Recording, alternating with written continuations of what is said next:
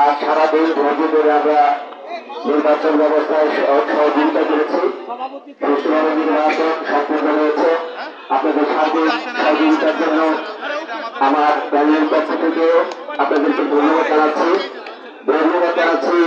বিশেষভাবে এই জন্য যে আমাদেরকে নির্বাচিত করার জন্য। আমরা নির্বাচিত হয়েছি যারা আমাদের কাছে রয়েছে তাদেরকে আমরা দূরে সরিয়ে দেব। আমরা বিশ্বাস করি, আমরা ধারণ করি, যারা আমাদের কাছে রয়েছে তারা আমার ভাই, তাদের সাথে কাঁধে কাঁধ মিলিয়ে হাতে হাত মিলিয়ে আমার এই সমিতিটাকে আগামীর দিনে এগিয়ে নিয়ে যাব।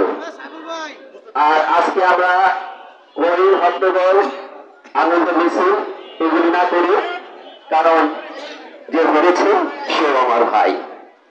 আজকে ওই ভাইয়ের জায়গায় যদি আমি হতাম আর আমার সামনে যদি কোনো বিজয় মিছিল হতো, আমি কিন্তু ব্যথিত হতাম।